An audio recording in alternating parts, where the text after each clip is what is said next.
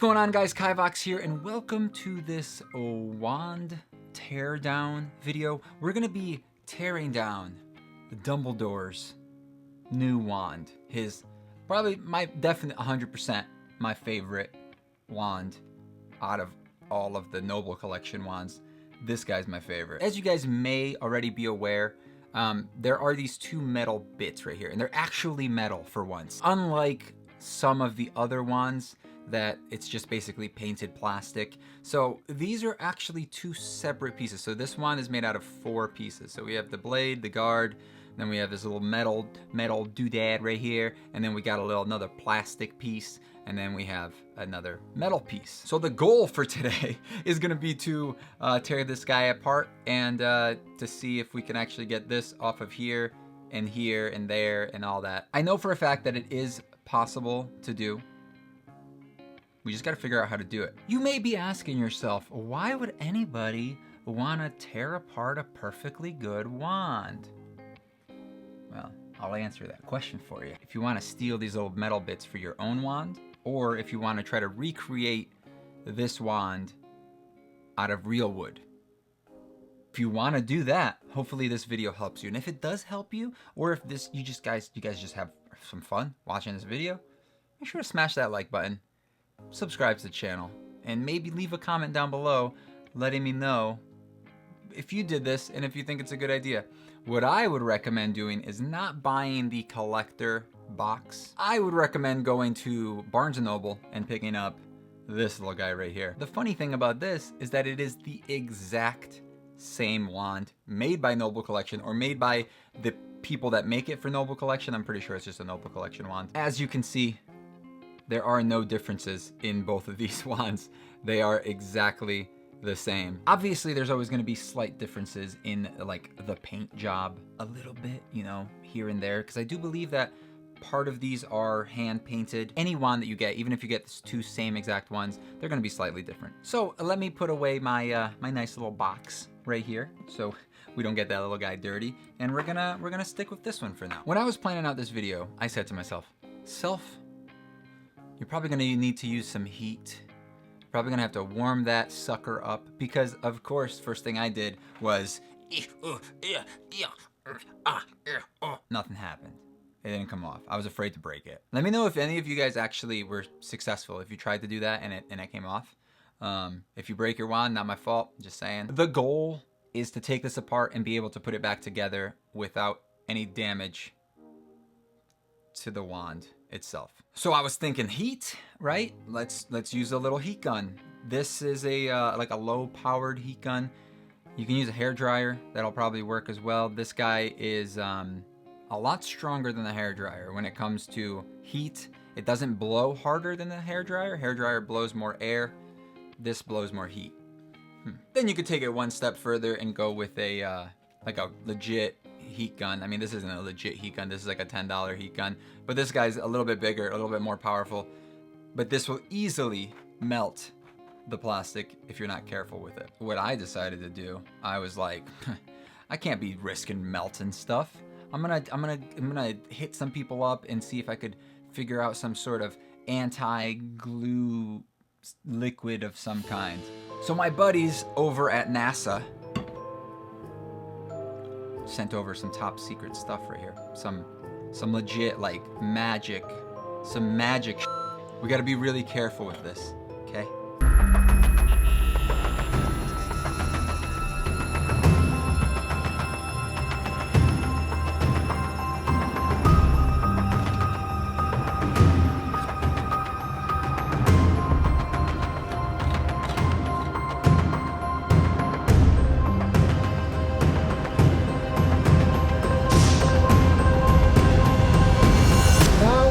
To do is be very careful and just drop this little guy in there. It's just a thermos with hot water in it, guys. Hot water is a good alternative to using instead of a heat gun or something like that, mostly because it's not gonna hurt anybody for the most part. You know, if you use a Keurig, just run a Keurig, get some of that hot water, If you have a microwave, which most people do, heat up some water, put that guy in it. I'm just using the thermos because I knew that I was gonna bring the hot water up here. It was gonna take a while for me to get to the point of recording. I didn't want the water to get too cold. That's why it's in the thermos. So what we're gonna do is we're just gonna let this sit for a little while. And we'll see, yeah, it looks like it's already starting to loosen up quite a bit. So we're gonna let that sit for a little bit, probably, I don't know, 5 minutes or so, just to make sure that it warms up all the way through. Hopefully heats up that glue quite a bit, and then it's able to just, like I said, I haven't done this yet. This is the first time. Now we wait.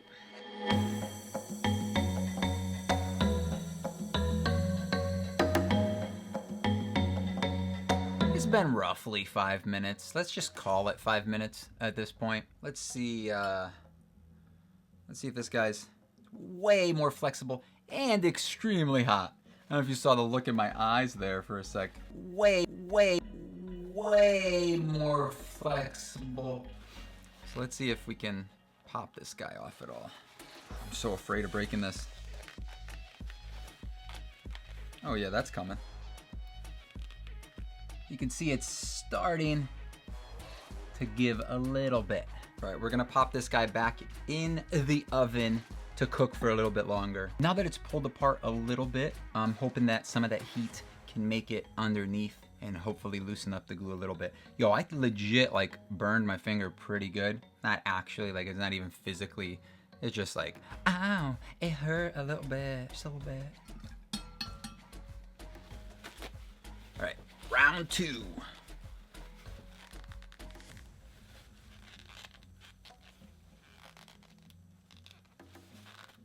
So we got this guy out of this guy. So as you can see, it's actually a 5-sided cutout here. Same thing with this.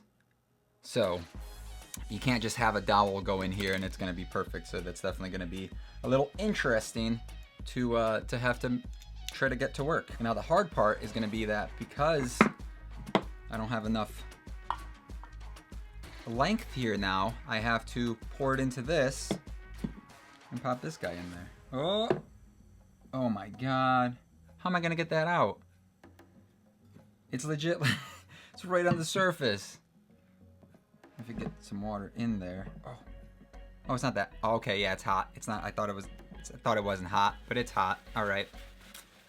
Thermoses are so good with this NASA magic. There goes my glasses. Again, this is just gonna be a matter of prying it back. And now that it's off like this, it's gonna make it so much harder to actually get some leverage on everything.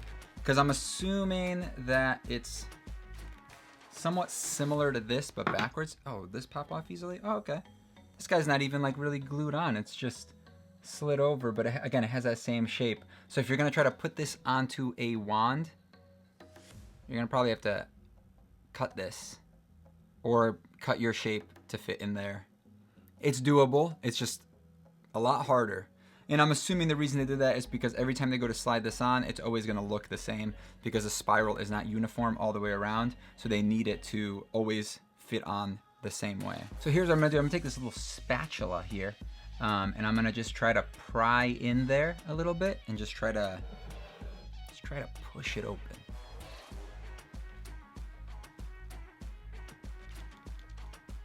Looks like it's coming.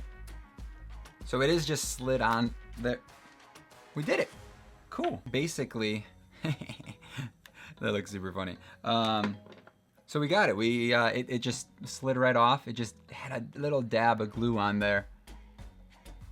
Yeah, just a little dab of glue. So definitely the heat works. You guys can use the heat gun or a hair dryer. It's probably just gonna be a little bit harder. Now that it's off, it goes on and off pretty easily, which is good. Because then I could get it back together if I ever wanted to. Man, this is so light without anything in it. So based on this little experiment, we can confirm that there is no metal core in this wand. As you can see, it's very flexible.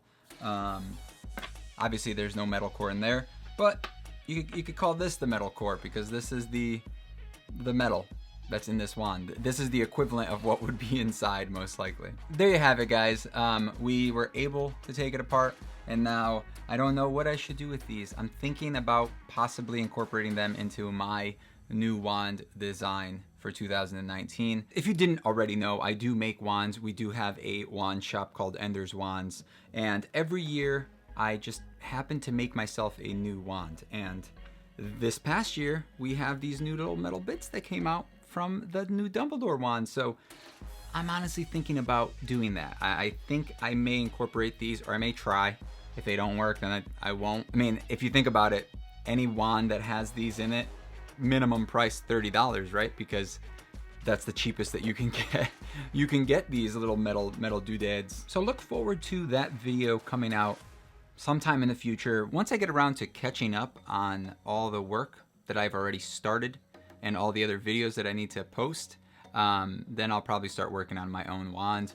I do have some new wands coming out soon on the shop as well, so don't miss those. And if you guys want to submit your wands for wand review, which is a video where I just talk about your wands and I review them and I let you guys know what's great about them or what's bad about them. All you have to do is submit your wands to newwandsday@gmail.com. If you guys want to support us on Patreon, go check out that Patreon page. It'll be at the end of the video, also down below. If you guys ended up doing this and taking it apart and making your own wand out of it, feel free to send them to New Wands Day and I will check them out on there. And thank you guys for watching. I hope you guys enjoyed this video. Make sure to subscribe, like the video if you liked it, and stay notified. Join that notification squad if you'd like. It would, you know, mean the world to me. And if you guys are still around at this point in the video, you guys are the real people. You guys are the real supporters of the channel. Thank you guys. See you guys in the next video. Bye bye bye.